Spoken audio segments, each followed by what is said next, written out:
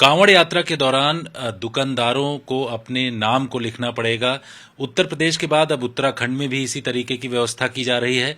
हमारे साथ इस पर बातचीत करने के लिए मौजूद हैं आरजेडी के नेता मनोज झा जी। सर, इस तरीके की जो व्यवस्था है उसको आप किस तरीके से देखते हैं? ये व्यवस्था मत बोलिए, व्यवस्था बड़ा लेजिटिमेट शब्द है, बहुत गंभीर शब्द है। इस देश को बना क्या रहे हैं, मतलब मेरी तो समझ में नहीं आ रहा। जिनको कहा गया है कि दुकान पे नाम लिखिए, वो फल किसकी बाग में था, किस किस ने उसमें पानी डाला? उमेश का था तो क्या उस्मान ने पानी डाला?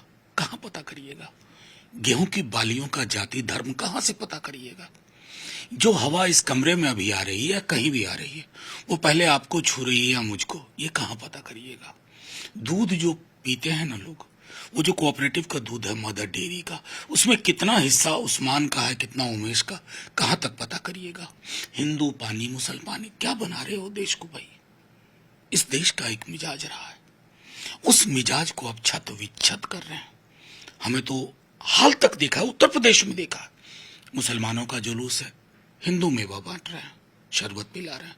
हिंदुओं का जुलूस है, मुसलमान मेवा बांट रहे हैं, शरबत पिला रहे हैं। मतलब बहती हवा का मजहब भी ढूंढ रहे हो, गेहूं की बालियों का मजहब ढूंढिएगा, कल को कहिएगा ये मुसलमान की भैंस है या हिंदू की भैंस है।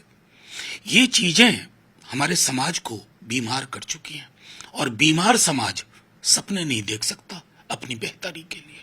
उत्तर प्रदेश सीएमओ की तरफ से भी इस तरीके का बयान दिया गया और कहा गया कि ये कदम बढ़ाए गए हैं। इसके साथ ही उत्तराखंड में भी तो उनकी तरफ से ऑफिशियली भी ये बोला जा रहा है। क्या कहूं, अगर लोगों ने हाराकिरी करने का और पूरी कुएं में ही भांग मिला दी है तो मैं कुछ कह नहीं सकता।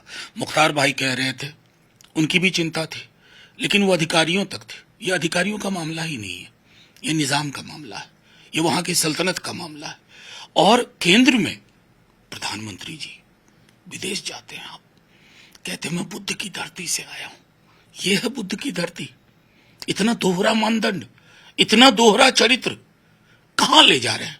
पार्टीशन के वक्त में हम सुनते थे रेलवे स्टेशन पर हिंदू पानी मुसलमान पानी हुआ करता था। हमने वहां से यात्रा एक बेहतर समाज की, मिले जुले समाज की। आज चाह रहे हैं आप सब कुछ छत विछत कर दें।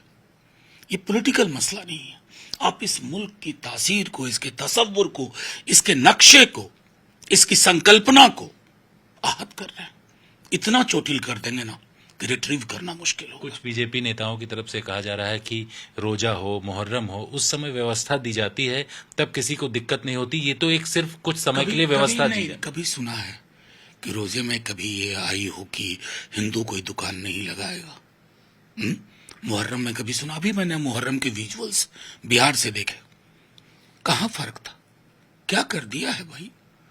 मतलब मैं तो सिर्फ ये सोच रहा हूं कि आप लोगों के लिए खबर है, आप मेरी प्रतिक्रिया ले रहे हैं, लेकिन इस मुल्क की बनावट और बुनावट को करने वाले आज सोच रहे होंगे कि इनके हाथों में चीजें आ गई।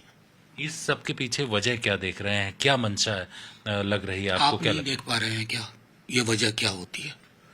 इन्हीं वजहों के चलते 240 पे आए, अभी भी सीखने को तैयार नहीं है। इस मुल्क में आपस में झगड़े भी होंगे हिंदू मुसलमान के, जातियों के बीच में, लेकिन सुलह भी होगा। ये सुलह की ओर उन्मुख मुल्क है।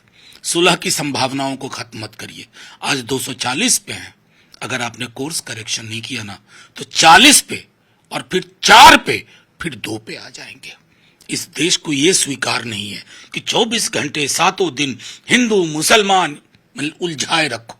लोग अपनी थाली देख रहे हैं, अपने बच्चों का रोजगार देख रहे हैं, आप और कुछ मत देखिए। सर, आरएसएस चीफ ने जो बयान दिया है वो किस ओर इशारा करता है? देखिए, वो सब आप सब भी जानते हैं, वो असल में वो इशारों में बात करते हैं। अब वक्त इशारों में बातचीत का नहीं है। वो कह रहे हैं, इसमें इशारा क्या, उनका इरादा भी दिखता है।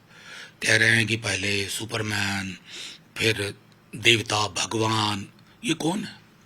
ये तो सीधे तौर पे जिन्होंने नॉन बायोलॉजिकल एंटिटी अपने को कहा था, उनकी ओर है। लेकिन मैं मोहन भागवत जी से कहूंगा, बड़ा सशक्त संगठन है आपका, कठपुतली की डोर आपके हाथ में है, डोर खींच दीजिए। या तो कहिए कठपुतली नाच बंद करे, कुछ अलग करे, या नहीं तो कठपुतली बदल दीजिए, बस। शुक्रिया सर। कैमरामैन मनीष विधोड़ी के साथ जितेंद्र सिंह, आज तक।